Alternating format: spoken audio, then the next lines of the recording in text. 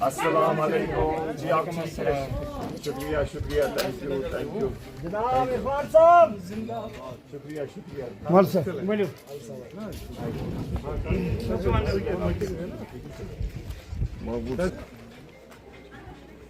कुर्सी पे। मुल्क की आजादी के लिए लड़ा किस पार्टी ने? कांग्रेस पार्टी। इन्होंने इस मुल्क से अंग्रेजों को निकाल दिया। किसने? कांग्रेस।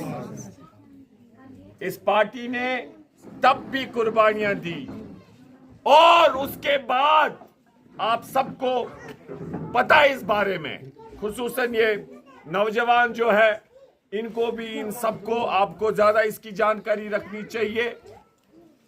तब भी कुर्बानियां दी, चाहे इसमें इंदिरा गांधी जी हो, चाहे राजीव गांधी जी हो। आपने देखा किस तरीके से उन्होंने कुर्बानियां दी। और हमेशा इस कांग्रेस पार्टी ने हमेशा कोशिश की कि सबकी तरक्की हो, सबका अच्छा हो, सबका भला हो। किसने कहा? आप समझ रहे हो मेरी बात? और इन्होंने ये भी कहा, तब कानून बनाया कि अगर कोई भी हमारे भाई लोग जिनको चाहिए कि इनको कुछ राहत मिलनी चाहिए, उसके लिए उन्होंने वैसे कवानीन बनाए। किन्होंने? आप समझ रहे मेरी बात? जैसे बहुत से उन्होंने ऐसे कवानीन बनाए कि हमारे जो भाई लोग हैं, अगर कहीं पर भी वो बाकी लोगों से पीछे रह रहे, उनको आगे कैसे लाया जाए। बहना किसने किया ये? आप सुन रहे हो मेरी बात? अब आज के डेट में आप समझिएगा, मैं मुकम्मल कर रहा हूं। आज की डेट में एक जालिम सोच, एक तानाशाह सोच, जिनकी विचारधारा भारतीय जनता पार्टी की विचारधारा, जिसे हम कहते हैं आरएसएस की विचारधारा। आपने देखा उन्होंने कैसे 5 अगस्त को हमारे एक रियासत थी, उसे की बनाया यूटी। किसने? बीजेपी। हम सबको भाई को भाई से लड़ाते हैं, मजहब के नाम पे जुल्म करते हैं, राजनीति करते हैं।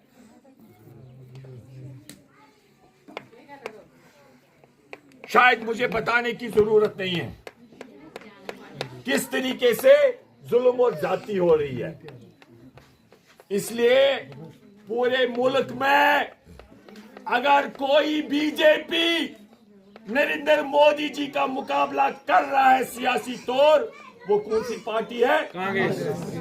आपके यहाँ टावर भी नहीं, चाहे आपका स्कूल भी यहाँ नहीं है। मैं पिछली बार जब यहाँ आया था, आपके काफी बच्चे मैंने देखे, वो नीचे यहाँ पर इंटरनेट और पढ़ाई के लिए नीचे जाते थे, जैसे कि खुमू जाते थे। पानी का आपका इशू है, बाकी मसाइल है।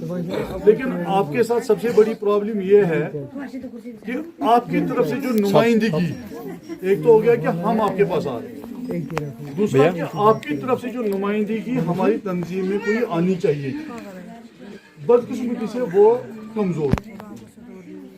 वो कमजोर इसलिए थी कि पिछले टाइमों में जितने भी आपके पास यहाँ लोग आते थे, इलेक्शन के टाइम आते थे, वो वोट मांगने आते थे, जो भी आपसे वादा करके जाते थे, कभी मस्जिद के नाम, कभी किसी के नाम, यहाँ 10,000 फंड दे दिया, आप लोग अपना दिल खोल के उनका ताउन करते थे, उसके बाद वो आपको कभी पीछे मुड़ के देखते नहीं।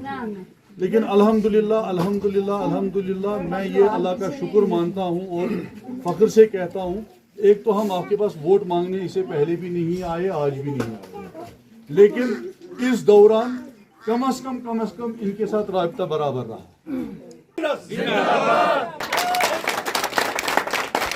कांग्रेस है ये आई है इस इलाके में, अब जाती नहीं चलेगी काम, या ये कि नहीं? तो इसलिए शर्माने वर्माने की गाल नहीं कर, बात सीधी है, यही सीधी है। इंडियन नेशनल कांग्रेस जिंदाबाद। राहुल गांधी जिंदाबाद, तारेक साहब जिंदाबाद। हमें एकजुट होना है, हमें एक साथ खड़ा होना है, और अगर हमें इस दलदल से कोई निकालेगा, और वो निकालने वाली है इंडियन नेशनल कांग्रेस। आप सबके लिए सदा न बागे बुलबुल बोले, सदा न बागे बहारा, सदा न मापे हुस्न जवानी, सदा न सोहबत यारा,